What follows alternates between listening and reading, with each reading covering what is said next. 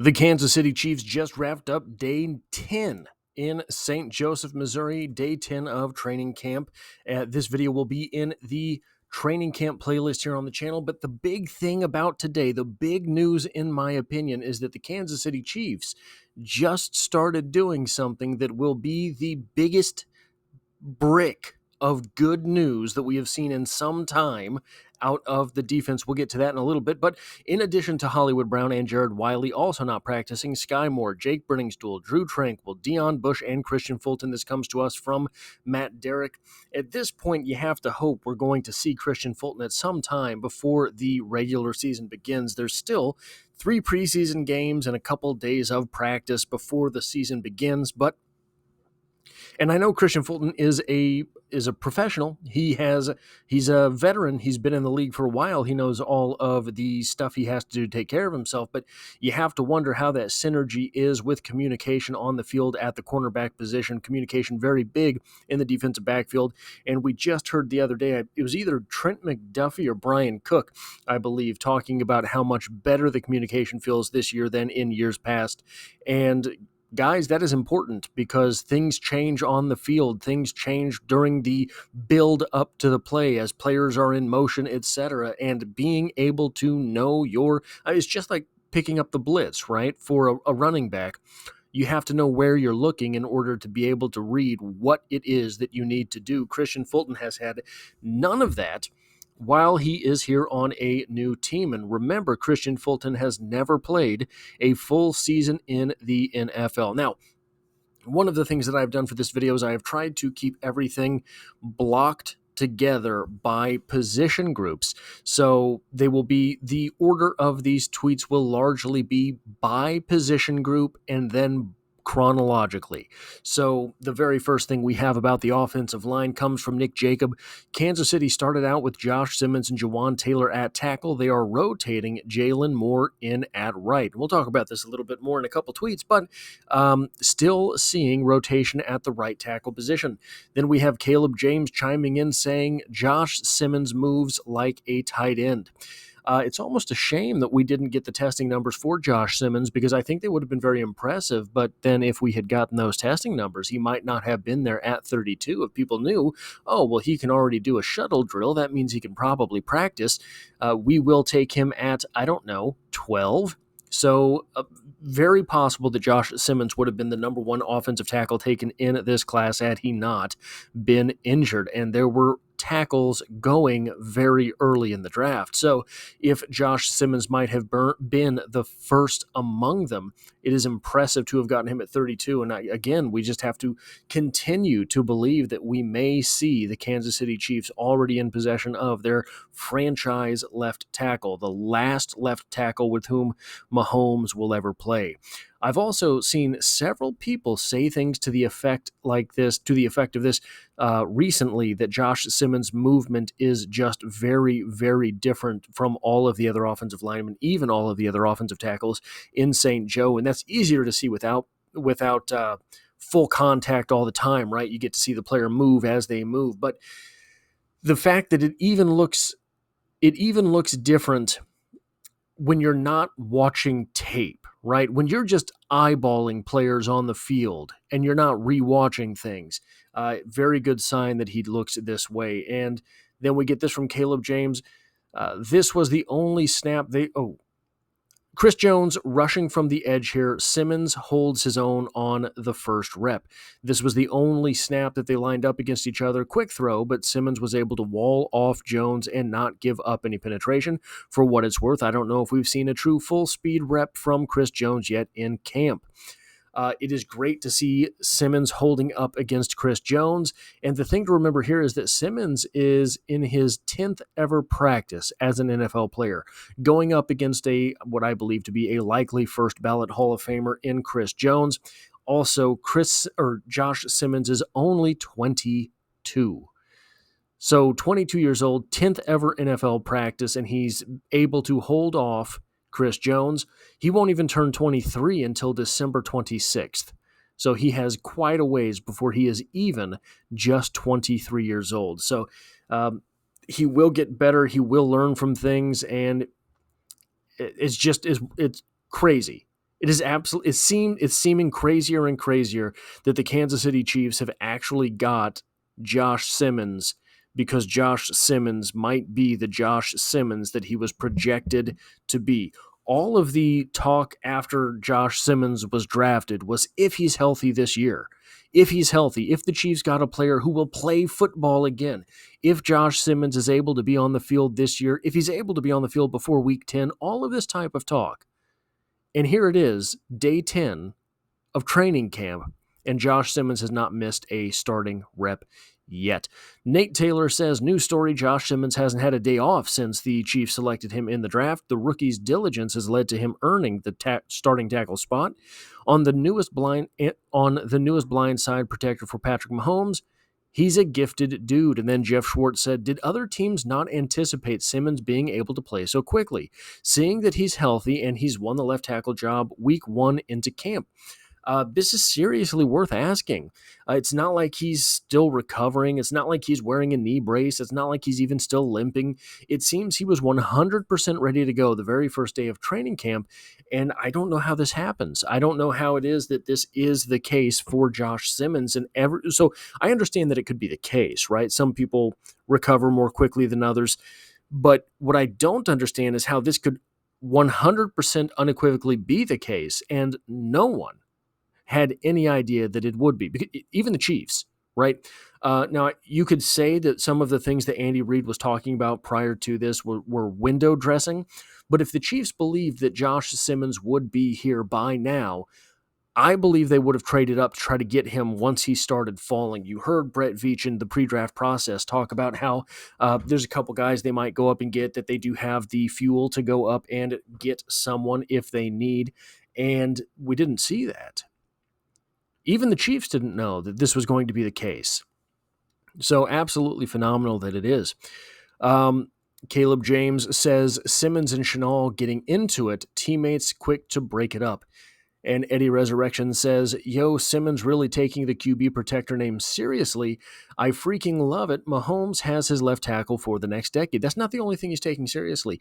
2 fights in the books, 10 days into camp for Josh Simmons. He's taking the Trent Williams comps seriously as well. Trent Williams, famously known as the enforcer on the field. You hear people NFL players tell stories about Trent Williams on podcasts, and it's sort of one of these things where I had no idea that a human being could be that strong, right? Very aggressive in protection. So the Chiefs, it's getting almost, I almost feel bad talking about Josh Simmons at this point, because it's like, well, who cares? I've talked about him all this much. Is there really still anything left to say?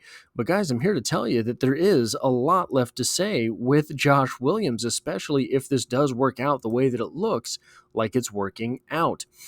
Then we get some interesting things here. Ezapole at left tackle and Wanya Morris at right. I'm assuming that's RT, right tackle, with the 2s, Cal Yendo in at left guard, Nourzad at center, and Hansen at right guard. So it's good to see Ezapole moving up here. I do like Ezapole. I think that he is destined for the practice squad this year, but I think that he has the potential. He's someone who's new to the sport of football. There's a video on him in the 2025 draft picks playlist.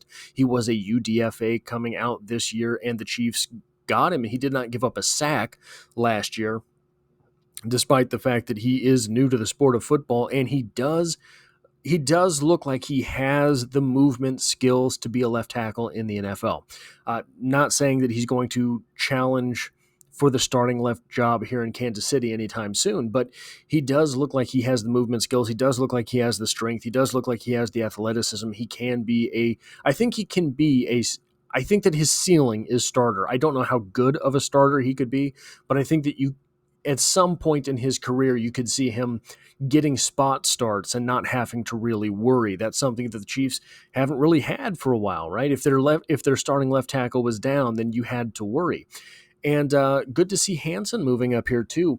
CJ Hansen is a guy that was drafted last year in the 7th round, has very good testing numbers. I thought that he has really good movement skills, and I'm not the only one who thinks that. That was kind of the hype on him prior to the draft. He was one of those guys that got a whole lot of build-up in the draft, sort of the last week, 2 weeks before the draft, of people talking about him and things like that. And he still went to the Chiefs late, but we hadn't really seen or heard from him thus far in training camp, and it was looking like he wasn't even on the second offensive line. But I think that he's going to make the 53. I have to believe he's going to make the 53 because I don't know that he slips through waivers. It's possible he slips through waivers, but with the testing numbers that he has, and he has a year of refinement in the NFL, I think that some offensive line hungry team would see him as too good a prospect to let slip by should he get cut. Commenting on the other positions here, Wanya Morris at right tackle. So you're looking at Wanya Morris as the fourth offensive tackle for this team after Simmons, Taylor, Moore, Morris. Caliendo at left guard. I still think Caliendo has the lowest ceiling of any of the players that are projected to make the roster, or any of the offensive linemen, I should say, that are projected to make the roster at this point. I would have Caliendo out there as trade bait because I think that his ceiling is lower, but he does have a very high floor. We have seen him on the field very recently and a whole lot for the Kansas City Chiefs. So people know that he can hold his own, but Hunter Nourzad at backup center. I think Hunter Nourzad might be a better guard prospect than center. I waffle on that, but Hunter Nourzad, another guy they took in the draft last year, very broad-shouldered guy. I don't know what the future holds for him. I don't know what the future holds for Hansen, right? Because you've got Trey Smith locked up for 4 years. You have Kingsley Suamataia for the next 3 years. You have Creed Humphrey locked up for a while. So that interior for the offensive line really is long-term, and it's hard to see anybody prying one of those jobs away from one of those guys. We even had some people talking about, well, Kingsley Suamataia might lose that left guard job. Well, if he does, it appears that he's going to lose the left guard job to Moore or Wanya Morris, in my opinion. But they overshot on the interior for a couple of years there and didn't quite. I think that they were hoping to have someone developed in time that if Trey Smith wanted a $94 million contract, they didn't have to give it to him. Turns out they had to give it to him. So that is where a lot of the money is here, because not anything against Trey Smith, but you have to think of it this way. If you don't have to give that money to Trey Smith and you had, say, Hunter Nourzad ready to go at right guard, all of a sudden, if Simmons had not fallen to you, you could have paid up for a left tackle. Juwan Taylor, so Pete says, Andy Reid just put the first team in a 16-play long drive period. Absolutely brutal. Juwan Taylor and Jalen Moore split reps at right tackle. I'm starting to think more and more that this is not simply a motivational tactic. I'm starting to think more and more that Juwan Taylor's job might actually be on the line. Very compelling. Jalen Moore, I think, does look the part of an NFL starting offensive tackle. Obviously played left tackle for the 49ers. I really do think that this could be Juwan Taylor on the hot seat right now. So worth taking for what it is. Moving on to tight ends. Jared Sapp says, I'm about to move tight end Robert Tonyan into lock status on my 53-man projections. I've been slow to jump on because the Chiefs' history with non-guaranteed veteran salaries that vest in week 1, but I think they need Tonyan there. This would almost definitely mean Jake Brenningstool on the practice squad or the IR. You have to start thinking about that because you haven't seen him in so long, though he has been dressing for practice. He has not been in pads for the padded practices. Hard to say what's going on there. The Chiefs always seem to have one guy that slips through onto the IR with a mysterious injury and is suddenly available to them the next season. So Robert Tonyan we talked about this, I think it was yesterday. He's much better at blocking than the other tight ends on the roster, in my opinion. He is a thick-bodied tight end. He is not a sort of receiver / tight end. He is a tight end / maybe H-back. Appears to have good hands, appears he might be a short yardage receiver, which is good because if he's a short yardage receiver and he's a good blocking tight end, having him out there on 3rd and 1 will not tip the defense off to whether or not it is a pass. But I think that the Chiefs like to have 4 tight ends on the roster, and he's not a bad choice, I guess, for being one of them. More of a classic type tight end, I guess I should say. Then Jesse Newell says, this is a result of Jared Wiley and Jake Brenningstool being out today with injury, but undrafted rookie tight end Trey Watson is getting his longest run with the ones today. Chiefs have liked what they've seen from the Texas A&M product, but it's a crowded competition there. They really seem to like Watson. He's been out for a while, but the Chiefs never moved on. He was a monster close to the line for Texas A&M. He was a monster in the flats for Texas A&M, and I think that he could be a good blocker. This is who he is here. 6'4" and 2/10 tall, 247 pounds, 19 reps on the bench press. You wouldn't look at him and say that can be a blocking tight end necessarily, but that's because I think we're used to tight ends of the past. 247 is a decent size for a tight end these days. 6'4", 33-inch arms as well. So he checks that box. But then he has the athleticism too. 35-inch vert, a 10'4" broad jump. That is a score of 9.44 out of 10. Ran a 4.68 40-yard dash with a 1.64 10-yard split. Then his shuttle drills were a 4.5 short shuttle and a 7.14 3-cone drill. So a good overall athlete with an 8.45 overall score. I think he has a future in the NFL. It would be difficult for you to keep Wiley, Gray, Kelsey, and Tanyan on the active roster and then have both Brenningstool and Watson on the practice squad. Hard to justify 6 tight ends on the team in some capacity, but I think that he does have a future in the NFL. I think the Chiefs want that to be here. It's just an interesting mix at the tight end position. So worth keeping an eye on. On to the defensive line. Omar Norman-Lott with the first defensive line to open it up. Omar Norman-Lott as a week 1 starter means, A, he's real. That means that everything we thought we knew about Omar Norman-Lott is for sure. And if he's real, the Chiefs will return to the top 5 in the NFL in sacks. One of the things that we saw last season, after 2 years of the Chiefs being in the top 5 in the NFL in sacks, I believe both seasons they were number 2, they fell off to the middling point of the NFL. I believe they were 16th in sacks last year, 14th or 16th, and the defense looked different for it, right? So getting that defensive line, getting that interior of the defensive line shored up, getting pressure on quarterbacks means quarterbacks have to get rid of the ball faster. If they get rid of the ball faster, you have a guy like Trent McDuffie who is elite close to the line of scrimmage. You have Christian Fulton who is a good press corner. You have Noel Williams who is a good press corner. That's where he sort of got himself noticed in college. You have Jalen Watson, who's a big physical corner.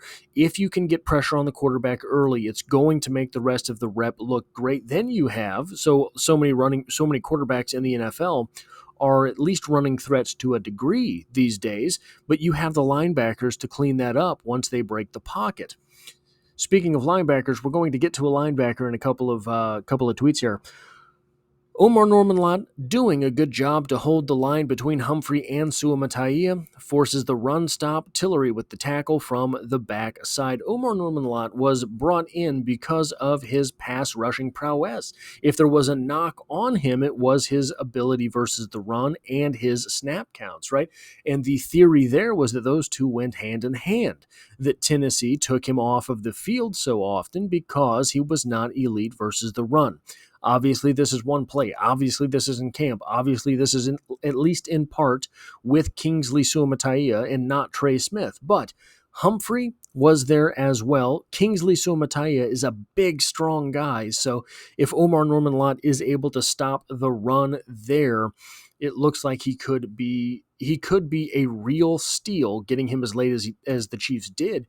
And there were a lot of people, a lot of the football guys, right, really thought that Omar Norman-Lott was a top 50 type athlete in this draft. So getting him where they got him is a pretty good pretty good value there. Moving on, Karlaftis hits Simmons with speed off the edge. Crowd thinks that the touchdown, which resulted on the play, might have been a sack. Simmons with losses 2 days in a row here, but the real highlight is George Karlaftis. We know that Simmons is going to be, we think we know that Simmons is going to be good. He has shown every clue that he's going to be good. He might be elite even in his first year, and George Karlaftis beat him with speed off of the edge. Not Karlaftis' forte, but maybe he's been working on that first step or something this offseason. Good to see Karlaftis getting in on the action there. D-line is Enudike Uzama, Herring, Tillery, and Gelati. I don't know if this is D-line too. Nick Jacobs did not specify that. That would be kind of what you would expect for defensive line 2. Not real sure, because did we have a starting D-line up here, I thought? Maybe not. No. So, okay, we just had the number 2 highlighted there. But either Omenihu or Mike Dana are missing here. Depends on who was with the ones. Omenihu went down temporarily in the practice, but I believe that this tweet was out before that had happened. So FAU is a backup defensive end. Really hoping he's 4th or 5th in that rotation. Herring, I guess, is playing defensive tackle when you look at these players. So Herring, if he makes that move, if he is a small defensive tackle or if he's beefing up to play on the interior, I do not know, but Herring has not been classically a defensive tackle for the Chiefs. Really hoping that Fabian Levette and Keziah Izzard start making noise. I really think that both of those UDFA, Fabian Levette, a UDFA last year, Keziah Izzard, a UDFA this year. I really do think that those guys have some potential. I would like to see one of them make the active roster. One of them could obviously spend a year on the practice squad. Fabian Levette was there all last year. Would like to see those guys get a little bit of play. And then we have this. Leo Chenal rushing off the edge to start the day. Leo Chenal was an unholy terror for Wisconsin on the defensive line. So seeing this is a bright spot thus far in camp. The Kansas City Chiefs have hesitated to use Leo Chenal either in the blitz or on the defensive line, or close to the line, however you want to say it. But maybe this is the year that changes. He was able to take on interior linemen with strength and offensive tackles with speed in college. And for a linebacker, those are the things that you would not think they would be able to do. But he was, and here's the thing. I want to show you a comp that I've brought up, okay? So here is, I know we've done this recently. Here is Leo Chenal's RAS score, 9.99. Well, let's break it down. What does that mean? 6'2.5", 250 pounds, 34 bench press reps. He's short for a defensive end, but he's not particularly light. You'd think 250, defensive ends are 260, 270, 275, 280. Not really. Not speed guys especially. Let's look at the comparison between Leo Chenal and Aiden Hutchinson. So Aiden Hutchinson scores 9.88 in his RAS as a defensive end. So there's different qualifications for defensive ends than linebackers, obviously. The testing that they're going up against is different. So you have 6'6.5". Right. Okay. Yeah. Leo Chenal's not that tall. He's got 4 inches on Leo Chenal. He's only got 10 pounds on Leo Chenal. Aiden Hutchinson, an elite defensive end and young. Aiden Hutchinson has 6 fewer reps at bench press than does Leo Chenal. Okay, yeah, but those 31-inch arms, he's not going to be able to get around offensive tackles that way. Aiden Hutchinson has 32.25-inch arm, or 32.1/8-inch arms. Yeah, he can. Vertical leap, 36 inches for Aiden Hutchinson, ranks 8.97 as a defensive end. Leo Chenal has a 40.5-inch vert. That's an explosive number. Aiden Hutchinson has a 9'9" broad jump, 10'8" for Leo Chenal. That is 11 inches better. 4.74 40-yard dash scores 8.12 for defensive ends. Leo Chanel ran a 4.53. 2.74 scores 8.22 as a 20-yard split. Leo Chanel's is a 2.57. 1.61 scores a 9.16 10-yard split at defensive end. Leo Chanel's is 1.5 flat. 1.5 flat versus 1.61. Now, here's where it gets a little bit embarrassing for Leo. Short shuttle, 4.15 for Leo Chanel, 4.24 for Leo. Three-cone drill, 6.73 for Aiden Hutchinson. I think I said that wrong last time. 4.15 for Aiden Hutchinson, 4.24 for Leo.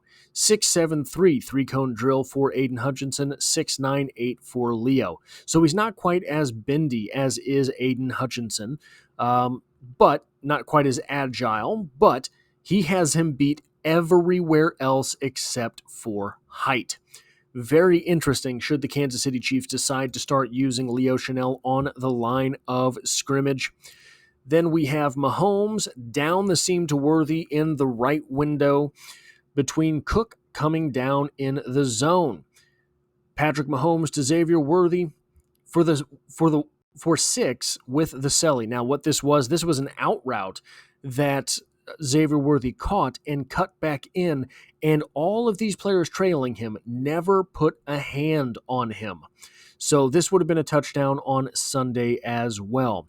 Juju hauling in a touchdown on the low red zone drill. So I am beginning to concede that perhaps Juju makes the roster. I had not had him making the roster to this point. Here's the thing. So these are Juju Smith-Schuster's numbers. This is what he did last year for the Kansas City Chiefs. 14 games, started 8 games, 18 receptions. He had 231 yards. I think he had a 133-yard performance, right? Something like that. So more than half of those yards in a single game. He had basically 20% of those yards in a single play. He had a 50-yard long for the Kansas City Chiefs. Ended up with 2 touchdowns on the season, 11 first downs on the season. If he's the safety blanket for Mahomes, I'm fine with it, but he does not have a very high ceiling at this point in his career. The drop-off from that 2022 season was precipitous. You see the very next year having just 7 starts and 29 receptions for 260 yards after his 933-yard performance.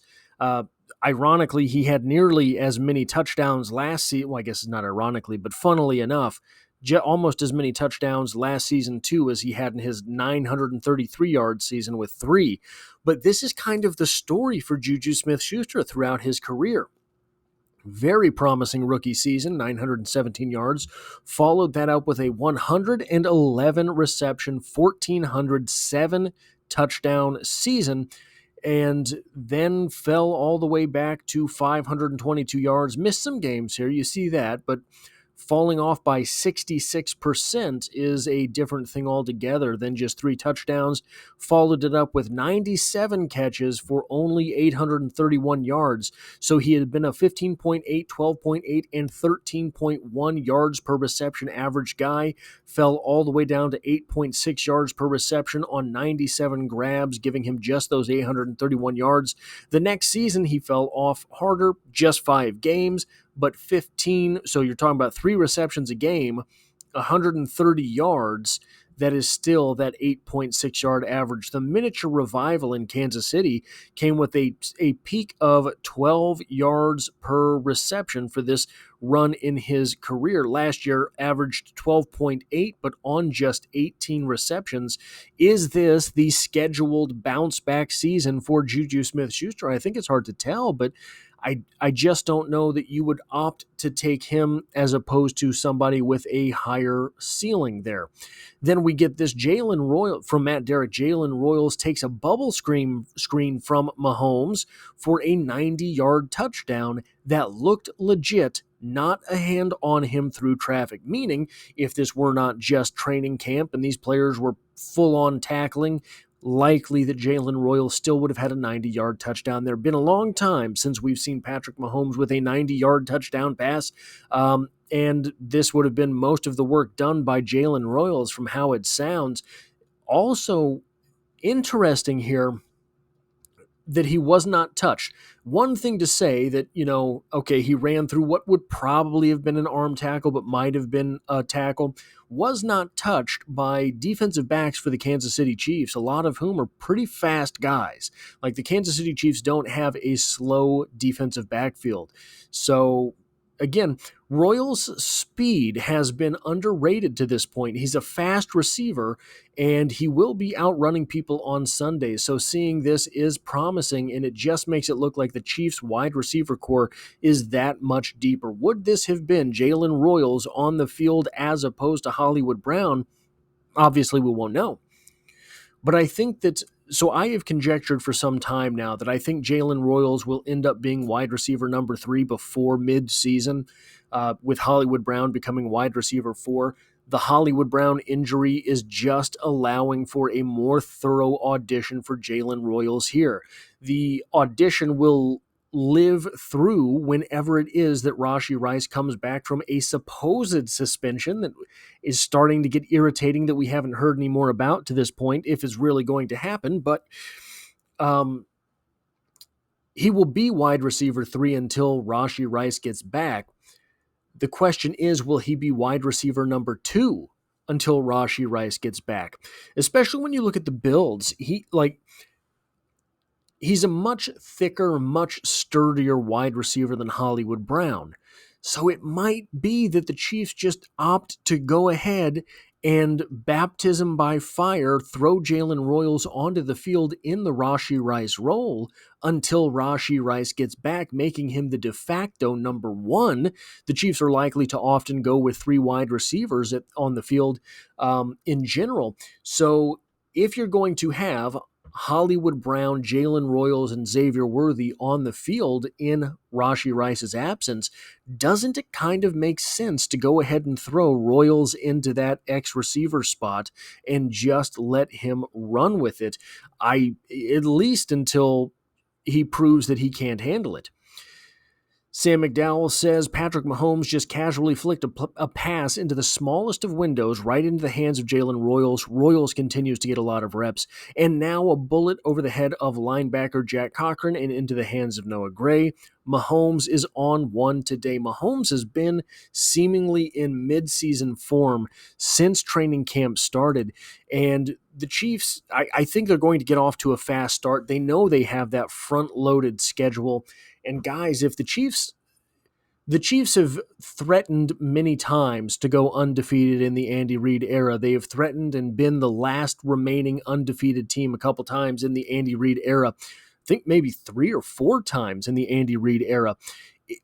If they get off to that hot start this year with the teams that they have on the front end of the schedule and they end up being 5-0, 6-0, 7-0, especially with however many games that Rashee Rice ends up missing, and then you get Rashee Rice back, it would be incredibly difficult for you to convince me that they don't have the ultimate chance this year, the ultimate chance being undefeated and a Super Bowl. And I'm not saying that they're going to go undefeated. I'm not saying that. But if they get off to that hot start, if Mahomes is on point day 1 and they find themselves 6-0, guys, that would be it would be very difficult for you to convince me at that point that they don't have a shot. And at that point, say they are 16-0, and this is just a hypothetical, right? Because talking points, 16-0, meaningless Week 17 game, headed into the playoffs. Do you take that shot at immortality? I think you would be hard-pressed to convince this team no. I really do. Because the odds are low that you lose someone, right? The odds are probably higher that if you lose that game, you lose the 17th game on your way into the playoffs, with what would be the week 1, the first round bye. That might damage your confidence more than anything. that might be the real threat there. I mean, especially if you play conservative football and try to win the football game, right? So not going to say it. I know I'm getting ahead of myself here, but if they open up that hot, then we have Matt and Derek chiming in. Gardner Minshew stepped up in the pocket and flips a Mahomesian Dr. Pepper Challenge chest pass to Nico Remigio on the cross for a big game. Obviously, this is not with the ones, or he'd be catching passes from Mahomes, not Gardner Minshew. But to see more Nico Remigio at the wide receiver spot, I think is better for the offense. I think that Nico Remigio really can contribute to the offense. You see a guy in Remigio who is just wily, not Jared Wiley, but wily, like Coyote Wiley. And the Chiefs, I think Nico Remigio on previous iterations of the Chiefs, if you really gave him a shot, would have earned his way onto the field and been the third wide receiver. I mean, you think at some of these wide receiver cores the Chiefs have gone with the past couple of years, there was real destitute nature to them, but for what it's worth. And then Zappy lofts one up on a post to Hal Presley, makes a leap and grab and comes down with it between two defenders. For anyone who didn't catch it, there is a video on Hal Presley, a recently signed player for the Chiefs, but here is his RAS score, 6'2", 210, 11 reps on the bench press, 34.5-inch vert, 10-foot 2-inch broad jump, nothing too impressive over here, nothing too impressive over here, a 4.56 40-yard dash, 1.60 10-yard split, 4.35 short shuttle, and a 7.06 3-cone drill, but he does, if you put on the tape, and he makes plays. So I don't know that it's going to be for the Kansas City Chiefs. I mean, there's just so many guys here. Inside the 10, going the other way, Mahomes has one of the cleanest pockets of camp. He had all day, but everyone was covered. Do not expect to see this in the regular season if they're at the 10-yard line or inside the 10 going the other. Okay, so they're going the other way. Mahomes can run it, right? Mahomes does not do this during camp. Why would you? Mahomes does not check down during camp, really. Why would you? Take the shots, get the players' development, and see what it is that they can do. And he's not going to just stand there in the regular season. He's a threat with his legs, and sometimes teams forget that. And everyone seems to forget that we're just 2 seasons removed, right, from Patrick Mahomes setting the all-time record for passing plus rushing yards in a season. And, hey, Najee Johnson with a great PBU against Thornton. This is a speed-on-speed play, 2 sub-4.4 guys. I will not pull out the RAS score for Tyquan Thornton, but he ran a 4.28 40-yard dash. I believe Najee Johnson was a 4.38, 4.39 guy. So good to see Najee Johnson getting that PBU, even if it's against Thornton, who has been a crowd favorite for the Chiefs this preseason. But Rashard Smith with a grab blitz pickup on, I imagine that's supposed to be great. I don't know what a grab blitz is. Rashard Smith with a grab blitz pickup on McDonald. He met him head on in the B gap and stopped him right there. McDonald, the linebacker we talked about last night, or the night before, I can't remember now. Everything is blurring together, but there's a video on him emerging in training camp. Seeing Smith picking up blitzes is a positive sign. That is always the thing that you fret with a rookie running back on the field. But if he's doing it this early, that is a sign that things are moving in the right direction for him, and he could be the third down back in the future. That is all I have for this video. I will be back tonight with a video on, I believe, Keyshawn Smith. If you like or appreciate this sort of thing, hitting a like button really does help me out, as it tells YouTube to share this video with other Kansas City Chiefs fans. If you find yourself here by chance but not design, the Chiefs are the only thing I talk about on this channel, dropping multiple videos every single week, and I hope to have you back for the next one.